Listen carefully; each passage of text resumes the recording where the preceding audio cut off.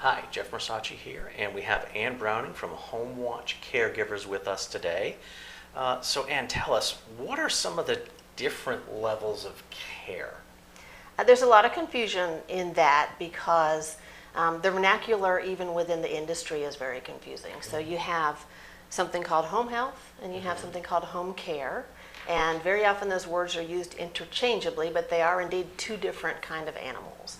Okay. So we're going to talk about home health first, which is not what Homewatch CareGivers does. Home health is support in the home that is considered medically necessary. It's when there's what they call a skilled need, where there's a nurse, a physical therapist, occupational therapist, or speech therapist needed in the home. It's generally covered by insurance or Medicare, and basically they are given X number of visits to go into the home, determine the problem, and fix it. Home care, on the other hand, is not considered medically necessary. It's not covered by insurance unless it's long-term care insurance. It's not covered by medical insurance, and is primarily private pay. And it is there for the use of the client for a couple of hours one time, or 24/7, or anything in between. And it's for all the extra help that someone might need, anywhere from light housekeeping, meal preparation, transportation, and companionship, all the way to full hands-on care of bathing, grooming, dressing, and toileting of someone, if that's the need. Okay. Well, tell me, what are some of the things that people need to look for when considering hiring a caregiver? It's a really important choice because these are strangers that you're inviting into your home to care for your loved one.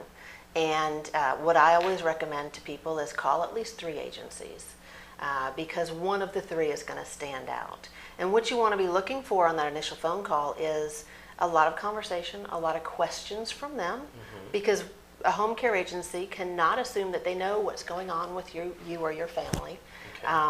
Finding out what kind of level of care is already in the home, what kind of family support is already there. Very often there are family members who are providing support as well, and how we can help supplement that. Or perhaps the family members can't do it or are not able to do it, won't do it, and they need a full level of care.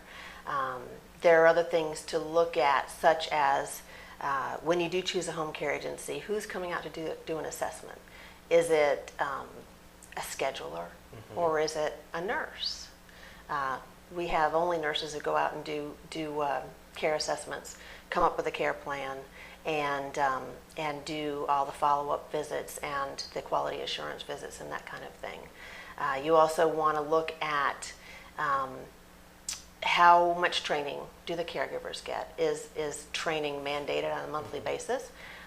Do these people have dementia care training? Do they have training in other kind of disease processes?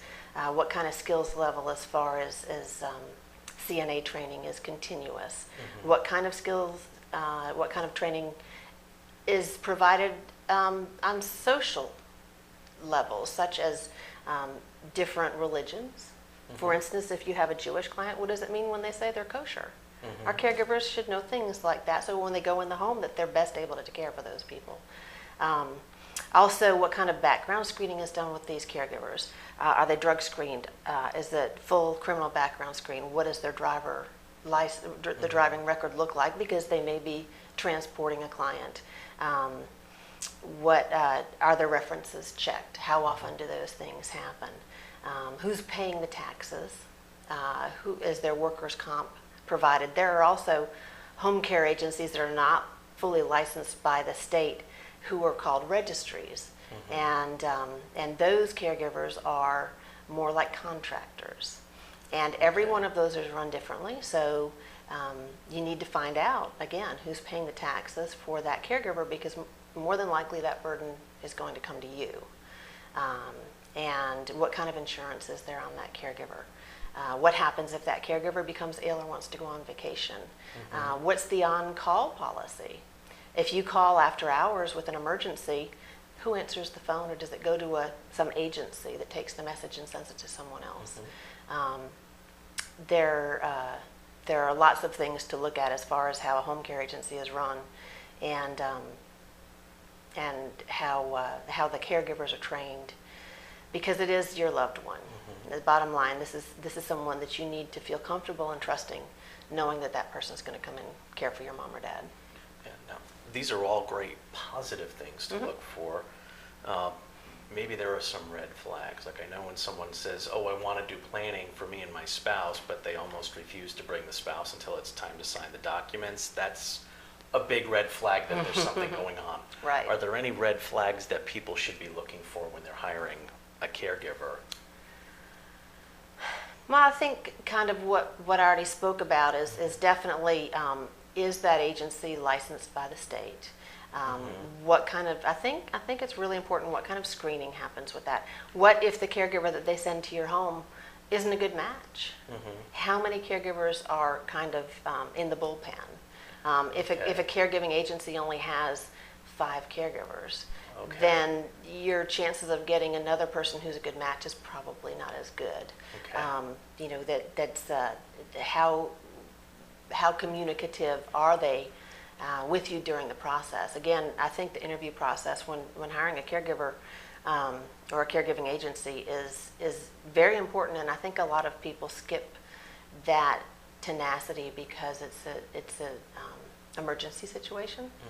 But it's really important, really, again, to go ahead and call those 3 different agencies, and also do online checks.